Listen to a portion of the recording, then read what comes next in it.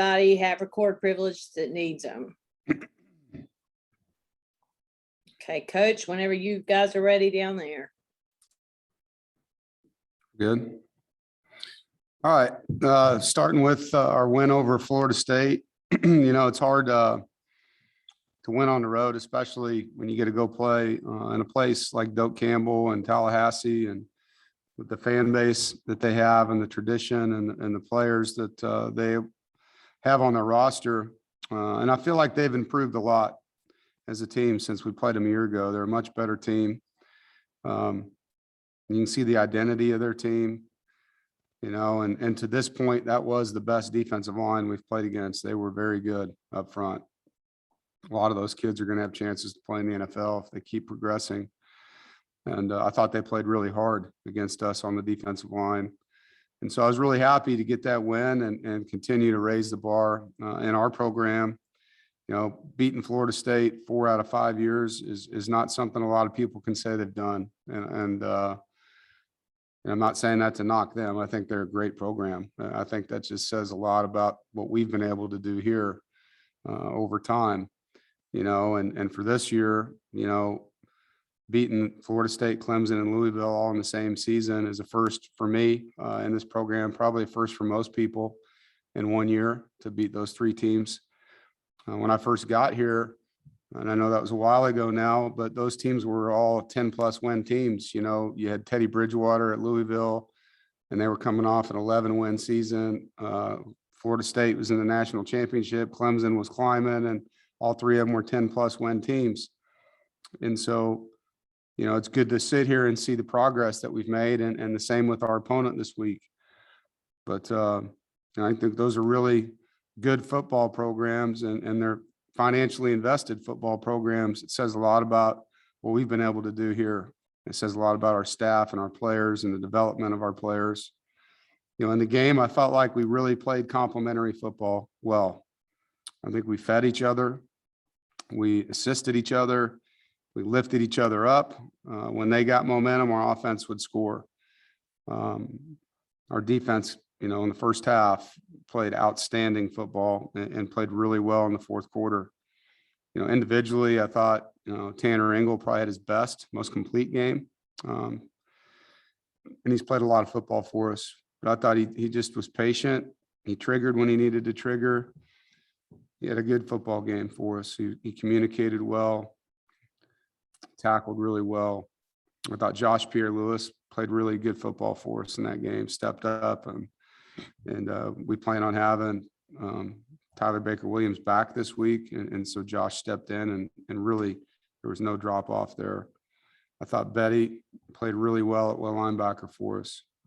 Corey Durden stood out on the D-line and was one of our players of the game, pressured the quarterback 4 times. The interception Josh had, he was there hitting the quarterback as it was thrown. Offensively, I thought Trent Penix and CJ Riley and Porter Rooks and Chris Tootle and Ricky Person all stepped up and made big plays in the game. Bam ran really hard. Guys protected the ball. I thought Devin Carter and Keon Lassane didn't catch the football, but blocked really well and played with great energy.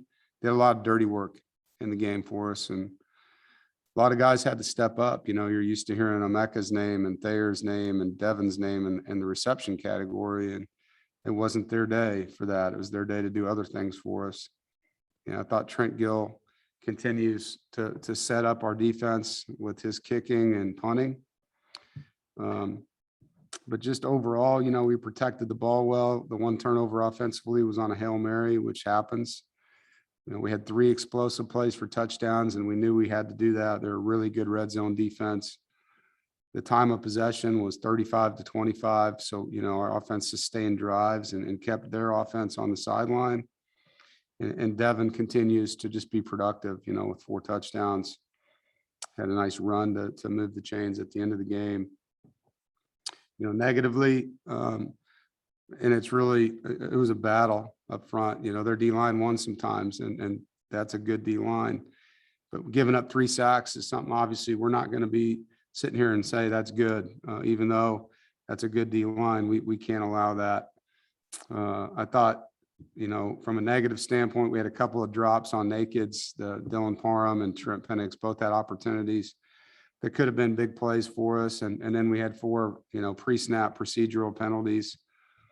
Defensively, we had 7 3-and-outs and 2 fourth down stops. So 9 of their possessions, we were off the field without points. Stop the run. It was a really, really good running back tandem, even though, obviously we expected the quarterback to be a part of their run game. But the running backs averaged 1.4 yards a carry and had only 36 total yards rushing. And that's who they were going into our game. They'd rushed for 200 yards, 6 of their 8 games.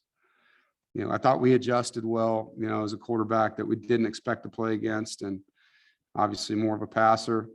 Didn't give up an explosive for touchdowns. We tackled well. And on third down, we were 14 of 16 on defense.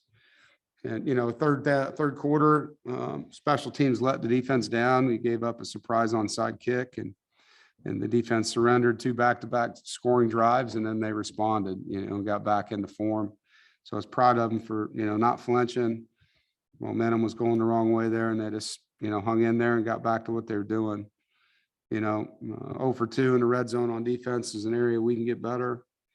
I think special teams wise, other than the surprise onside kick, which was well executed by them and poorly played by us, I thought we were really good. Other than that, I thought Trent Gill, had 5 punts down inside the 24, inside the 10, and our missile player, gunners, whatever you want to call them, on our punt coverage, Anthony Smith made a great play down in the ball on the 1 yard line. And Keon was saying they were trying to double him and still winning at times. So it was a good win. And now, our last road game coming up, we've played 4 out of the last 5 on the road. So tough schedule that way, and playing, the team with the best record in our league with Wake, and, a really good football team, well-coached team, staff that's been together, has good staff continuity, systems haven't changed in a long time, and well coached. The receivers are really good players, quarterbacks playing at a high level, and they're a high scoring group, and they're playing with confidence on offense, and they lead the ACC. You go through the stats in a lot of categories. Number 1 in turnover margin with 10 fumble recoveries, which is crazy. We forced 10 and have 1 recovery, and they've got 10 recoveries, so the ball's been bouncing their way on defense, and they do a great job of ripping the ball out, but their 2 receivers, average 17 and 20 yards a catch. They're 2 running backs that we're going to play against, 5.5 and 4.5 per carry. It's going to be a great game and a great challenge. And I look forward to the opportunity for our guys and our staff to compete against theirs. I got a lot of respect for Coach Clausen and what he's done, not just at Wake, but before Wake. And I think we both take a lot of pride in developing players and getting guys to play hard. And it's a rivalry that's been going on a long time, 129-year-old rivalry with I think this is the 115th matchup. So, it's a lot of people that feel a certain way about playing this game. So it's great to be a part of it, and to be a part of it at this point in the season where both teams are relevant and playing for a lot. So with that, I'll open it up. Jonas, start us off. Hey, Coach, you mentioned that T-Bake will be back this week. Was there any updates on Savion? He was in street clothes the last 3 quarters versus Florida State. Any updates? I know you said he tweaked something after the game on Saturday. Yeah, he's day to day. It's just going to be a matter of time. It's something that we'll just have to monitor and see. Obviously, he was walking around on the sideline, so it wasn't anything major from that standpoint, but we don't know yet. David. I think so. With Ricky Person, he's had at least 3 catches in 5 games this year. Can you talk about just his development as a pass catcher and how that's helped the offense this year? One of Ricky's goals was to play better without the ball from a handoff standpoint. So as a pass protection guy, as a route runner, as a ball catcher on special teams, any way he could help us when he's not running the football. And he's worked hard at that. Takes a lot of pride in it. And I think both of those guys catch the football well out of the backfield for us and make plays. it's just another way to get a good player the ball, you know, and the way they were covering defensively, there was one-on-one matchups with linebackers on our backs at times. And so we were able to get him the football and let him make some plays with his feet that way. James.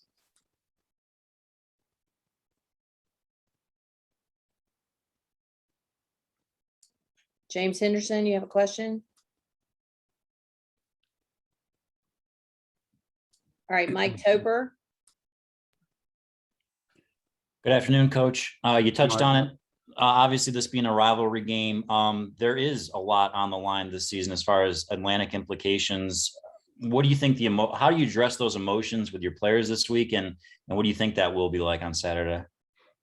Well, you know, I think for us, since we lost that game to Miami, we've been approaching every game as a must-win game, you know, so we've been kind of in a playoff mode, I guess you would say, for the last two games. And so the difference in this one is it's an in-state team. Outside of that, there isn't a difference. We have to win this game, the next game, and the next game to be in Charlotte as far as us controlling it, you know, so a lot of people are making this into like the game. Like, to me, it's not. It's the next game of three. And you know, we have to go undefeated in November to basically control our destiny. And so that's how we look at this. It just happens to be against a rivalry team and a team that has the best record that we've played. Aaron. Hey, Dave, I wanted to ask you about their receivers, the difficult matchup that Perry and Roberson represent, specifically of guys that Wake Forest has kind of brought along and developed to the point that they can go make really contested catches. It's not just, you know, catching easy balls. They can go get the ball, and the challenge that represents in slowing a group like that. Yeah, I mean, I guess the only thing I can say to that is we get to go up against guys like that in practice every day. You know, Devin Carter and Emeka and Thayer and Porter and CJ Riley. So those two guys for them are really good receivers. They're making plays. They make contact catches. He throws it up, and it's a challenge. You know, we're going to have to play really well in the secondary. We're going to have to help our secondary, you know, with pass rush, with underneath coverage, with change ups. And yeah, we're going to have to compete. And I think you could say the same for their secondary against our receivers. You know, I think both sides have difficult wideouts to defend. Todd Gibson. Yeah, Dave, is Devin Leary getting the respect he deserves? Because he's put himself together a heck of a season. Do you feel he's getting the respect that he deserves, maybe nationwide? You know, I don't know. I really don't have a pulse for that, I guess. At the end of the year, I guess, when you guys decide who the all conference players are, and, you know, I mean, he's on watch lists. I see that. So I guess you'd think he's getting attention that way. I think the guy's playing really good football. His stats don't lie and the film doesn't lie. So hopefully he'll get what he deserves at the end. And hopefully people will see that, not just vote on people that have a certain thing on their jersey. You know, I hope they look at the stats and the performance and actually pay attention to what happened on the season when they place their votes. Is this a typical progression for a second year starting quarterback, or has he kind of exceeded that? Yeah, I don't know. I mean, his last season wasn't normal, you know. I mean, he lost 30 days to COVID. So it's hard for me to answer that, Todd. You know, I think last year was really unique for him. He had 30 days out with COVID, and then he broke his leg after 4 games. So he really didn't play last year like a normal first-year starter would get to play, you know. So I think what he's doing is outstanding. I think the best thing about him is what he's learned in the last year, you know, as a player and as a player that couldn't play, watching the guys. And he did a heck of a job, you know, paying attention and not wasting the opportunity to develop when he couldn't necessarily be on the field all the time. Chapel. Hey, Coach, I'm doing a story on Kenton Gibbs, your former defensive tackle turned podcaster. Can you kind of tell me about your relationship with him and any memories of getting him to NC State and his time with the program? You're talking about Kenton Gibbs from Detroit, Michigan, right? Yes, sir. Yep. Okay. Yeah, goes way back. I knew about him when I was at Northern Illinois. We recruited Detroit really hard and had good contacts in those schools. And so when we got here, Eddie Faulkner, who was a coach for me at the time, was still recruiting guys, in that part of the country. And we found out about Gibbs, and just, bunch of guys that we signed in those two classes came here because they felt like they could help us early.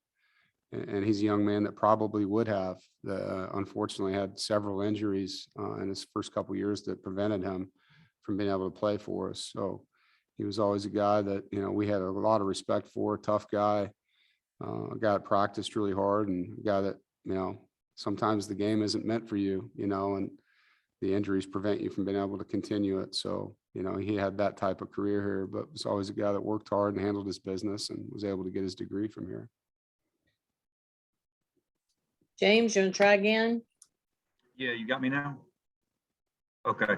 Dave, I was want to ask you about Devin Betty. Had an extended role in this game. Was that relative to FSU's run game, or just you wanted to take another look at him?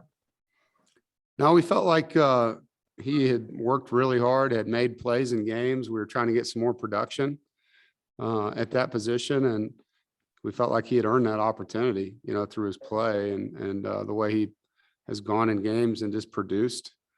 He's got a nose for the football, and losing Isaiah and losing Peyton, felt like just getting another guy out there that had been, successful at making plays in games, not just knowing the defense. I think there's right now really a 4-man room without playing freshmen. When you talk about Jalen Scott and Betty, who have to back up everybody at this point. So, we're down in that room unless we're going to pull red shirts on guys, and we're trying not to do that. With Caden Fordham and Jordan Poole, they're kind of guys we're trying to keep at 4 or less games. So, but Betty's been very productive and has played well. And in this program, when you earn the opportunity through your play and through your attitude and through your coachability, you get rewarded. And so that's what happened. Jonas. Coach, Devin Leary has thrown 8 touchdown passes the last 2 games. I think it's to 6 different receivers. He's had multiple games this year when he's hit 9 or 10 or more guys in a game. I know you said he doesn't care who's out there. He's going to throw to whoever's open. But what does that do for that room with so much talent, so much depth, when they know he's going to spread the ball around? They can all get touches. They can all find the end zone. How competitive does that get? What does it do for the wide receiver group? Well, I think the biggest thing it does is you better be running your route to get the ball. His favorite guy is the guy that's open, and he's going to go through the progression and find that guy and use the rules of the coverage. And, if it's one-on-ones, he's going to look at the matchups with the DBs and see where he likes that matchup. But I think our offense is built around, using different players in different ways and allowing plays off of plays to help you. And sometimes those plays happen to be to tight ends or to running backs, and sometimes they're to receivers. And I think when you're in a room where just one guy gets fed, you're going to have a room of guys that aren't very happy, and in our case, we spread the ball around. And I think that creates better practice out of guys because they know they could get the ball. And so guys are going to practice hard and they're going to be ready to play and know that they're not just coming in to block. They're coming in. Even Dylan Parham, he blocks a lot for us. We throw the ball to him. He scored 2 touchdowns this year. So there's going to be guys that get rewarded for the dirty work, I guess you would say. CJ Riley's a guy that's blocked a lot this year. He had 2 catches, 1 big catch in the game for a touchdown.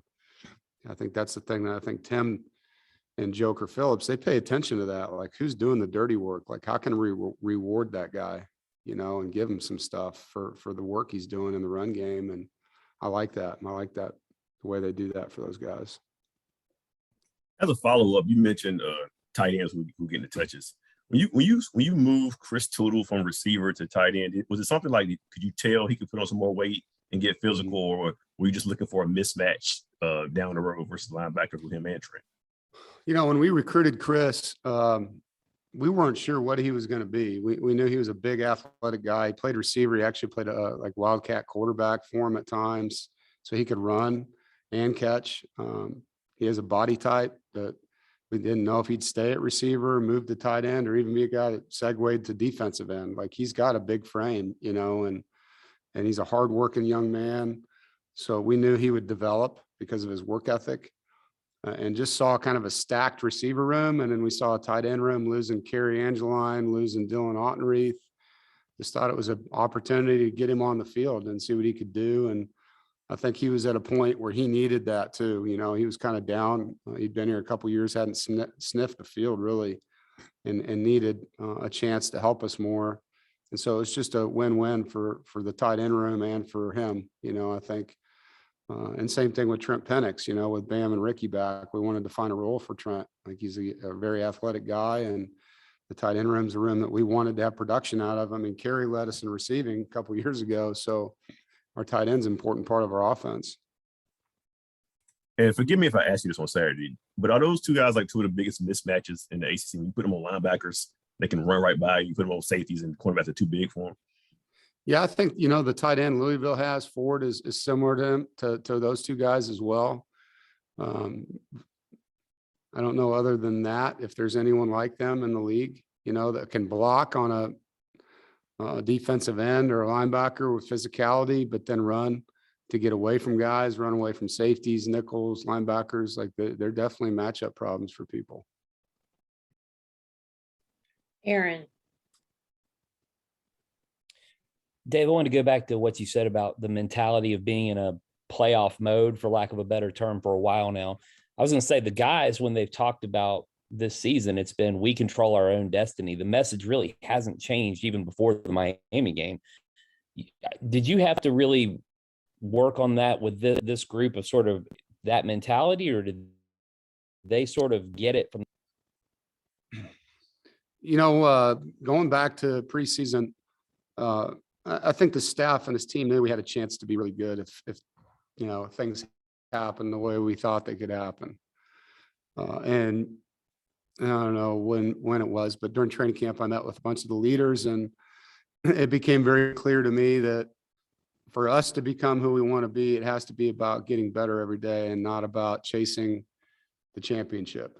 You know, we've talked enough about that. We need to focus on just getting better and staying in the moment as a team, and not allowing what we want at the end of the season to happen to get in the way of how we get to that place. And I think that was a player delivered message to me that I really loved. And so it's been me and our staff holding them accountable to that goal that they set, to just stay in the moment and really be a 1-0 team each week, you know, and just try to stay there and not let people talk us out of it. And I think that's been, I know everyone says the next game is the most important game, and that's true, but not everybody embraces that, you know, and I think this team has. Aaron.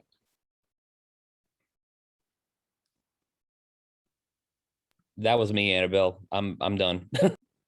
I'm sorry about that. James. Dave, Sam Hartman seems to be running more this year. Has that impacted their offense? I mean, what type of an element does that present for them now? Well, you know, anytime your quarterback can extend drives, it evens the numbers in the run game. And, you know, he does a nice job managing their offense, giving their players a chance, and then just making plays on his feet. He's a competitor. I have a lot of respect for Sam. He's gutsy, you know, you watch him. He's a guy that doesn't, you know, get too high or too low. He seems very poised, watching him on their sideline, and he's willing to take hits. He's willing to throw his body in there as a blocker on the run game. I like the way he plays. You know, it's similar to, not that they're even close, the guy from Louisville. I really liked how Malik Cunningham played football. You know, like I had a lot of respect for him. Same way with Sam Hartman. I have a lot of respect for how he plays. I just think he's a tough kid that plays hard and manages the game, similar to what our guy does. I think Devin's a tough kid that's very poised and manages the game, you know. So you got two really good quarterbacks competing against each other in this one. It's going to be a fun game to be a part of. Corey. Dave, you mentioned earlier that Tyler Baker-Williams is set to return this weekend. What is his impact when he's on the field, and how much of an impact do you expect him to have against Wake Forest, a team that utilizes a lot of different slot receivers. Yeah, I mean, defending the slot in this league is a tough day of work for some people. It can be really challenging. And T-Bake, as we call him, and Josh Pierre-Lewis last week, they've done a nice job of limiting the production in the slot for people. It's going to be hard again. You know, number 5 is a really good player for them in the slot and makes a lot of plays, and they get you in one-on-ones with, the way they run their RPO game. So he gives us a 6'1", 200-pound tough dude that can run, defending that guy, and a guy that's played a lot of football and is very savvy, that plays with poise, that doesn't panic when the ball's in the air, that can fit the run, that can blitz. I think Tyler's a really good football player for us in the slot. And so again, that's another matchup that'll be important in this game for both teams. All right, Jonas, you want to finish this up?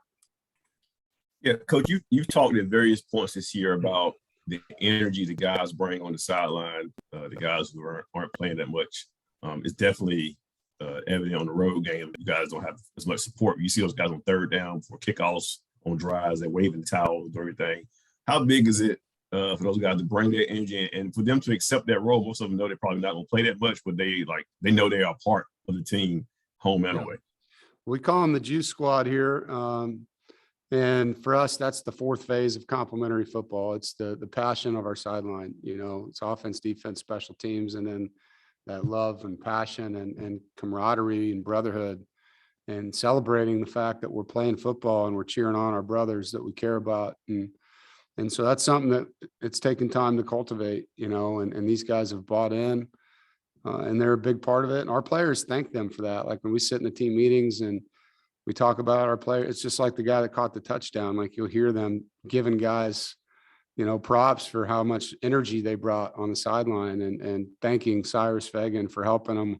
Tyler Baker-Williams in the game was right there with Josh Pierre-Lewis the whole game, talking to him and applauding him and, picking him up. And so I think that part of our game is just another way to showcase, the passion we have for our teammates. I think it's a bad message, if you're a player that's not playing in the game and you're sitting on the bench while your brothers are out there going to battle. I think that's a bad message. And so something we don't want in our program. We want the opposite. We want the guys to really stand up and cheer and help and bring enthusiasm to our fans as well. I think it's energized our fan base a little bit, at times where they get sitting down too much and they see our players, they have no choice but to get up when our guys are like that. So it's been good.